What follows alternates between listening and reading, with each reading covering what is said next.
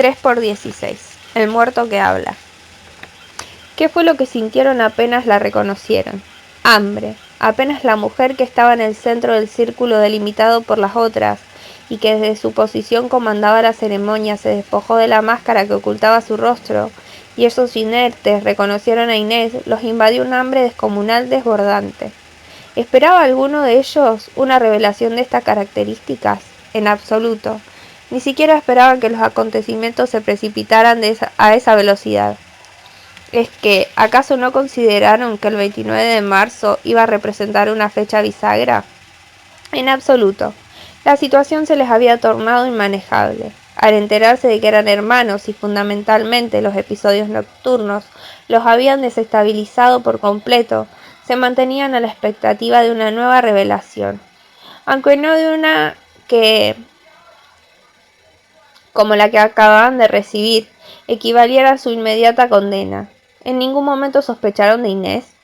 En ninguno. Incluso al recibir el dolor que la provocaba exponerla, la suya fue la historia acerca de la que menos indagaron. Entonces, ¿Inés era esa mujer a la que su padre había mandado matar? En efecto, Inés era esa misma mujer a la que su padre, con el objetivo de encubrir un crimen que había cometido y que amenazaba con derrumbar el incipiente negocio que aspiraba a emprender, injustamente había culpado y había mandado a matar. Entonces, ¿Inés era bruja? En efecto, Inés había pactado con una entidad que moraba en lo profundo del bosque. Remontarse a los orígenes de dicha entidad sería un ejercicio inútil, y se había convertido. ¿Qué función entonces cumplían las demás? Las demás mujeres se congregaban en calidad de aprendices, dispuestas a servir a su iniciadora y a valerse de las habilidades que, reunión a reunión, ella les enseñaba. ¿Sabían ellas de la venganza que su iniciadora estaba gestando? Lo sabían. Habían sido las encargadas de conjurar a los dobles de los involucrados y a través de ellos proporcionar su encuentro. ¿Era Inés su verdadero nombre? Imposible de determinar. Tras la revelación, ¿cómo se sucedió la ceremonia? Tras la revelación, la ceremonia tomó un rumbo muy distinto al convencional. En las anteriores, en ese punto, se entregaban al banquete, mientras que en esta oportunidad aún no contaban con el alimento necesario. ¿Fue ese el único hecho distinto durante esta ceremonia en particular? No. Era además la primera oportunidad en que la iniciadora se despojaba de su máscara y eso colmó de alegría a las participantes, que ansiaban conocer su rostro. ¿Alguna de ellas lo identificó? No.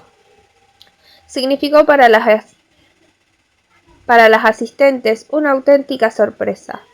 ¿Cuál era la creencia generalizada entre ellas? La creencia generalizada entre las concurrentes era que, al igual que esos muñecos que les indicaba que tallaran para que usaran como vehículos, progresivamente su iniciadora les iba prometiendo que ellas también se cobrarán revancha de los hombres que las habían humillado, y de esa manera pusieron en práctica sus conquistadas habilidades.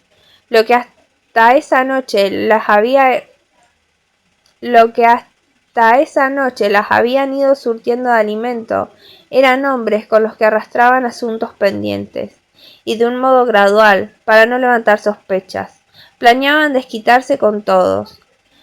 La creencia generalizada entre las concurrentes decía que, al igual que los muñecos que les indicaba tallar para que usaran como vehículos, ella tampoco estaría provista de facciones. Guardaba su iniciadora máscaras de lapidación a la que habían sido sometida. Ninguna. Esas heridas habían sido sanadas al instante, por la entidad con la que había pactado. Procedió Inés a acercarse a ellos. En efecto. Firme, resuelta, Inés se abrió paso y uno a uno estaban escondidos detrás de diferentes árboles. Se acercó a pedirles con delicadeza que consiguieran carne.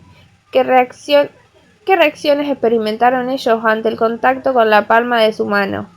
Experimentaron una serie de reacciones diversas. A David se le escaparon las lágrimas. Ser tembló, Calixto fue asaltado por un escalofrío, Boris se ahogó, Leandro castañó e Iván finalmente permaneció impávido. ¿Agregó algo aparte de la orden? Ni una palabra. Después de dirigirse personalmente a cada uno de ellos, retomó su posición y se volvió a colocar la máscara. ¿Dieron rápido cumplimiento a su orden? En efecto. A pesar de la resistencia que intentaron oponer, corrieron rápidamente a los seis juntos a dar rápido cumplimiento a la orden que les habían impartido. ¿Alteró su partida el normal desarrollo de la ceremonia? En absoluto. Las concurrentes obviaron el banquete, era una parte importante pero no fundamental, y se abocaron al festejo. ¿Cuál fue en síntesis la función que desempeñaron? Ellos se constituyeron en síntesis en menores instrumentos, ayudaron a saldar una deuda que no les pertenecía.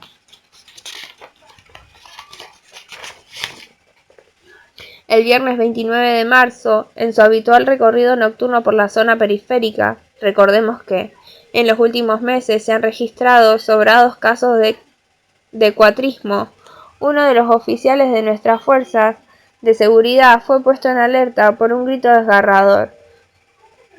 Con prontitud, el efectivo se internó en la espesura del bosque y sigilosamente avanzó hacia su foco. Yo debería haber corrido en busca de refuerzos, manifestó a este matutino. Pero mi principal preocupación era la víctima. La claridad de la luna le permitió contemplar la escena con nitidez. 6 jóvenes cuyas identidades nos reservaremos estaban desmembrando, en vida, a un hombre.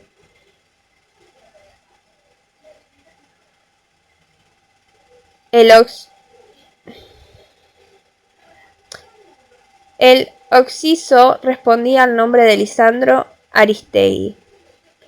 Nos comunicó el jefe del operativo. Lo fichamos a partir de su cabeza, que los asesinos habían descartado y ni siquiera se habían molestado en enterrar. Ignoramos qué hicieron con el resto del cuerpo, que coincidía con la que muestran los carteles que hemos desplegado por la región. No obstante, eso no los eximió de los cargos, continuó. Que hayan asesinado a alguien que llevaba prófugo exactamente un año, obra de casualidad, a ellos no los guiaba el afán de justicia, sino su propio salvajismo, y hubieran asesinado cualquiera. Con respecto a las alternativas del operativo, las personas a cargo,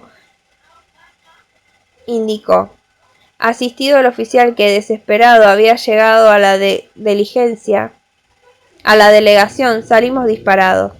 Lástima que los minutos de demora que le insumieron notificarnos y los que nos demandaron a nosotros arribar al lugar les aseguraron el margen de sobra para liquidar su macabra tarea y marcharse.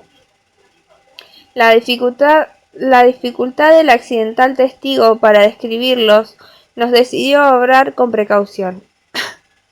Dedicamos esa noche a definir un plan de acción. Huir no iban a huir porque ellos no calculaban que habían sido descubiertos. Y temprano procedimos al rastreo.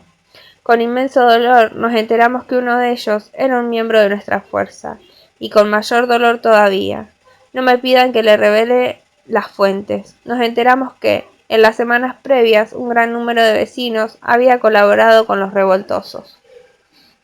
Imprudentes. Habían creído en sus absurdos reclamos y de ahí la necesidad de una medida aleccionadora, concluyó. La cifra total de muertos evidencia la peligrosidad de la presencia de forasteros en las tierras y en especial previene sobre los riesgos de escuchar sus ridículas pretensiones.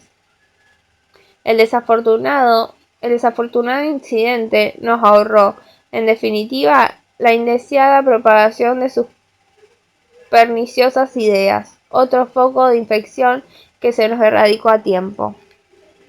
Noticias, sábado 30 de marzo de 1921.